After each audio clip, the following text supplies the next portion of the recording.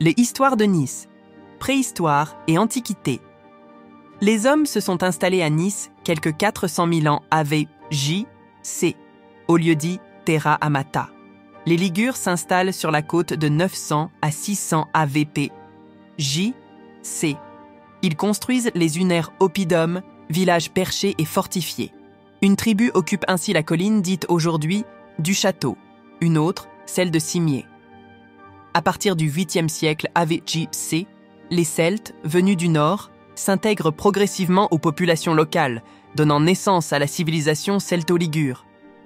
Au 6e siècle AV.J.C., les Phocéens débarquent dans la calanque du Lacidon et y fondent la colonie de Massalia, Marseille. Ils importent les cultures de l'olivier, de la figue, de la vigne, etc.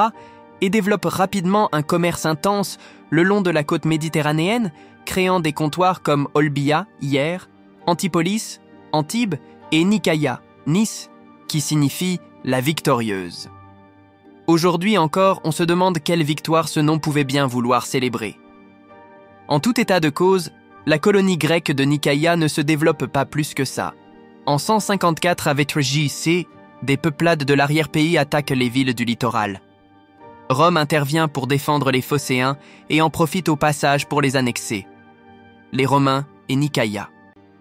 Les Romains tracent des routes, via Julia Augusta, via Domitia, et créent des cités. Ce sont les débuts de la Provincia romaine, qui va donner son nom à la Provence. Au pied de Semenellum, Nicaïa est, quant à elle, toujours dans la sphère d'influence de Massalia, les deux cités vivant en bon voisinage. Après la chute de l'Empire romain en 476, commence une période troublée et une longue suite d'invasions barbares qui dure jusque dans les années 900. En 843, conséquence du partage de l'Empire de Charlemagne instauré lors du traité de Verdun, la Provence revient à Lothaire. 40 ans plus tard, les Sarrasins s'installent dans la région des Maures, Var. Le comte d'Arles les enchasse en 974 et devient le unaire maître du comté de Provence. Nice dans le comté de Provence. Des années 1000 à 1388, l'histoire de Nice se mêle à celle du comté de Provence. Une véritable ratatouille historique se concocte, dans laquelle se succèdent des comtes catalans de Barcelone, puis des comtes d'Anjou et des rois de Sicile et de Naples, à partir de 1265. Malgré le rattachement au XIe siècle de la Provence au Saint-Empire romain germanique, les comtes de Provence disposent d'une certaine indépendance. Le système féodal se met en place. À cette même époque se multiplient les villages perchés, composante essentielle du paysage de l'arrière-pays niçois. De fait, le pouvoir des comtes sur Nice est très relatif.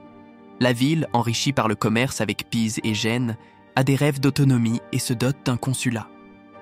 En 1215, Nice se place sous l'autorité de Gênes. Nice devient savoyarde. Pendant 2 siècles, la maison d'Anjou aura l'ambition de donner naissance à un grand royaume italien. Charles d'Anjou crée le port de Villefranche. La côte est plus sûre et le commerce avec les voisins italiens n'en est que plus florissant. Nice en profite. La cité, à l'étroit dans ses frontières antiques, déborde alors largement pour s'étendre au pied du rocher. Cette ville basse médiévale correspond peu ou prou à ce que l'on nomme aujourd'hui le vieux Nice. En 1343, le comté revient donc à Jeanne-Hire d'Anjou. À sa mort, une guerre se déclenche entre les maisons d'Anjou et de Naples. Noblaillons et soldatesques mettent Nice et sa région en coupe réglée. Plusieurs épidémies, dont la terrible peste noire de 1348, déciment la population au cours du XIVe siècle. Le pays niçois perd les 2/3 de ses habitants. Le 28 septembre 1388 est une date capitale dans l'histoire de Nice. La ville et l'arrière-pays refusent de reconnaître le comte de Provence Louis d'Anjou et se donnent à la Savoie. Un acte est signé sous le nom de « d'édition de Nice à la Savoie ». Amédée VII, comte de Savoie qui a profité des troubles qui divisent le pays, fait une entrée triomphale dans la ville. De provençale, Nice devient donc savoyarde, officiellement en 1419, et tisse des liens plus étroits avec les États italiens. Une province, le comté de Nice, est créée. Les comtes de Provence, qui voyaient leur province littéralement coupée en deux, puis les rois de France, ne reconnaîtront jamais cette dédition et n'auront de cesse de récupérer le comté de Nice. ce qui explique que la ville devienne, et elle le restera pendant 3 siècles, la principale place forte de la région, le comté de Provence. En 1482, le comté de Provence est rattaché au royaume de France. Nice et son comté appartiennent toujours à la maison de Savoie, devenue duché en 1416. Au XVIe siècle, Nice subit évidemment les conséquences de l'annexion de la Provence au royaume de France et se retrouve coincée entre la France et quelques-uns de ses pires ennemis, dont le Saint-Empire romain germanique. Les rivalités entre Charles Quint et François Ier trouvent, entre autres, terre d'élection en Provence et en Italie voisine. En février 1536, faisant suite à l'occupation de Milan par Charles Quint, François Ier envahit la Savoie, puis le Piémont jusqu'à Turin. Charles III se réfugie dans sa dernière forteresse, Nice. Pour le roi de France, le prochain objectif est de fixer « prendre la ville ». Il s'allie aux Turcs, craints de toute l'Europe, et en juin 1543, les enragées forces franco-turques envahissent la ville. Conséquence de sa victoire sur le roi de France Henri II, le duc de Savoie, Emmanuel Philibert, parvient à récupérer toutes ses possessions, dont le comté de Nice. La cathédrale et le palais communal de Nice sont désormais installés dans la ville basse. Le château n'a plus qu'un rôle défensif, mais les guerres de religion vont prendre le relais des guerres de conquête. De 1559 à 1610, la Provence se trouve plongée en pleine anarchie. La peste fait plusieurs réapparitions, notamment en 1587. Le XVIIe siècle, l'âge d'or de Nice. Nice se relève au XVIIe siècle, période considérée comme l'âge d'or de la ville. La franchise est accordée au port de Villefranche, d'où son nom.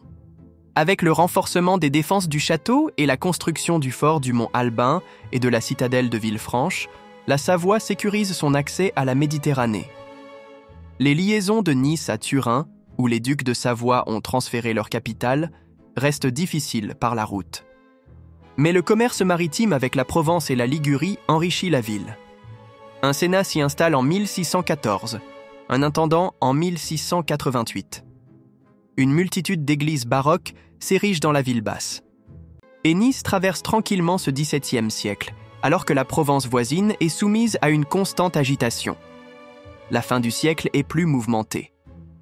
Louis XIV se proclame comte de Nice et annexe la ville à 2 reprises, de 1691 à 1697, puis de 1705 à 1713. Apparemment très fâché, le roi Soleil fait entièrement raser la citadelle et abattre les remparts de la ville.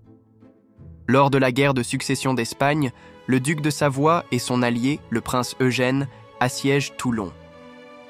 Par le traité d'Utrecht, 1713, la France restitue le comté de Nice à la Savoie. Le royaume de Sardaigne, qui englobe le comté de Nice, est créé en 1720. Les ducs de Savoie ont, en effet, échangé avec les Habsbourg la Sicile contre la Sardaigne, qui avait rang de royaume. De la Révolution française à la Restauration sarde. Définitivement libérée de ses remparts, Nice se modernise et un vrai développement économique se met en place dans la seconde partie du XVIIIe siècle. En 1748 débutent les travaux pour creuser le port artificiel de Lympia et en 1750 le percement de la place Garibaldi. On construit dans le prolongement du cours Saléal à une terrasse en bordure de mer. Et comme à Nice on reste fidèle à un style qui a fait ses preuves, quelques églises baroques s'élèvent encore. Autour de 1780, les familles anglaises qui ont eu vent du climat exceptionnel s'installent pour l'hiver sur le littoral et dans le quartier de la Croix de Marbre. Le tourisme vient de naître à Nice. En 1790, les révolutionnaires créent les départements des Bouches-du-Rhône, du Var et des Basses-Alpes. Une dizaine de milliers de nobles et de prêtres réfractaires s'installent dès 1789 dans le comté de Nice, où ils intriguent contre la Révolution. L'Empire ne sera pourtant pas franchement populaire à Nice. Le blocus continental, entraînant la ruine du commerce en Méditerranée, appauvrit considérablement la ville, qui rechigne aux multiples levées d'impôts et à la conscription. Avec l'abdication de Napoléon, le comté de Nice, qui n'aura cessé d'être occupé et ballotté d'un pouvoir à l'autre, est restitué à Victor Emmanuel Ier, roi de Sardaigne, par le traité de Paris en 1815. Commence alors la période dite de la Restauration sarde. Au milieu du XIXe siècle, les hivernants rapportent déjà plus d'argent que les cultures traditionnelles. Le roi de Sardaigne ne lésine pas sur les moyens. Le quartier du port s'élève, la vaste place Masséna ouvre ses arcades, les grands boulevards et les autres longues avenues du centre-ville sont tracés. Mais sur le plan économique, la concurrence des ports de Gênes et de Savone, d'un accès plus aisé depuis Turin, est très rude. Et l'abolition des franchises du port de Nice en 1853 est extrêmement mal vécue par les Niçois. D'aucuns y verront une des raisons de leur adhésion massive au rattachement à la France, quand Nice devient française. À la fin du XIXe siècle, les rois de Piémont-Sardaigne s'attaquent au vaste chantier de l'unification italienne. En 1858, une entrevue secrète à Plombières-les-Bains entre Napoléon III et Cavour, le président du Conseil sarde, a de fait déjà scellé le destin du comté de Nice. Chose promise, chose due, suite à l'unification de l'Italie, le traité du 24 mars 1860 et le référendum des 15 et 16 avril consacrent la réunion du comté de Nice à la France. La famille de Russie est présente à Nice lors du rattachement de la ville à la France. La France poursuit l'œuvre de modernisation de la ville initiée par les rois sardes. En parallèle, le projet du train d'Épingle est initié en 1861, mais totalement achevé jusqu'à Digne en 1911 seulement. Grâce au développement du tourisme, Nice va connaître un essor spectaculaire. Malgré le soleil, la vie hivernale niçoise est un peu ennuyeuse. Alors, pour distraire ce beau monde, se bâtissent théâtres et opéras et des tournois de sport prestigieux sont organisés. Un hippodrome est créé et aussi, on exhume en 1873 la fête moyenâgeuse du carnaval que l'on relook en associant un corso au roi postiche et nombre de bals masqués. De nombreux peintres, écrivains, musiciens tombent eux aussi sous le charme et séjournent ou s'installent en ville.